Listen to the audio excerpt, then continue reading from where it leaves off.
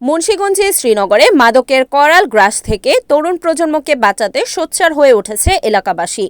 সোমবার বিকেল ৫টায় উপজেলার ষোলঘর ইউনিয়নের শমশাবাদ লঞ্চঘাট এলাকায় মাদক বিরোধী এক মানববন্ধন অনুষ্ঠিত হয়। ২ নং ওয়ার্ডে জজবাড়ি ও পুরোহিতপাড়া এলাকাবাসীর উদ্যোগে আয়োজিত এই কর্মসূচিতে কয়েক শতাধিক নারী, পুরুষ ও স্থানীয় যুব সমাজ স্বতঃস্ফূর্তভাবে অংশগ্রহণ করেন। মানববন্ধনে বক্তারা এলাকায় মাদকের বিস্তার রোধে প্রশাসনের কঠোর হস্তক্ষেপ কামনা করেন এবং মাদক ব্যবসায়ীদের সামাজিকভাবে বয়কট করার ঘোষণা দেন।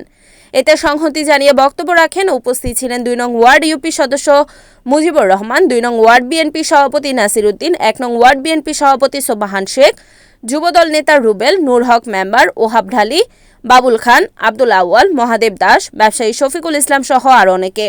মানববন্ধনে মাদকের বিরুদ্ধে স্লোগান দেন। স্থানীয়দের অভিযোগ, মাদকের কারণে এলাকায় চুরি ছিনতাই বৃদ্ধি সহ সামাজিক অবক্ষয় দেখা দিচ্ছে। তারা অনতিবিলম্বে শমশাবাদ ও এর আশপাশ এলাকাকে মাদকমুক্ত করার জন্য আইনশৃঙ্খলা রক্ষাকারী বাহিনীর জোরালো অভিযান দাবি করেন। বক্তারা বলেন, আমাদের সন্তানদের ভবিষ্যৎ রক্ষা করতে হলে মাদক নির্মূলের কোনো বিকল্প নেই। পাড়ায় পাড়ায় প্রতিরোধ গড়ে তুলে শ্রীনগরকে মাদকমুক্ত করতে আমরা ঐক্যবদ্ধ। আমার ২ নং ওয়ার্ডে আসলে যুব সমাজ ধ্বংস হয়ে যেতেছে। কিছু মাদক ব্যবসায়ী আছে, এরা মাদক বিক্রি করতেছে। প্রতিবাদ করতে গেলে এরা এলাকার জনগণকে মারতে আসে, ধৈরা নিয়ে যায় এবং দেশি অস্ত্র শস্ত্র নিয়ে আসে। প্রতিবাদ নিয়ে বিলে নিয়ে যাইতে চায়, বিলে নিয়ে কাটতে আলাইব, এরকম হুমকি ধুমকি দেয়। তাই আমি সাংবাদিক ভাইদের মাধ্যমে report Farhad Hossain Johnny, NAN TV, Munshiganj.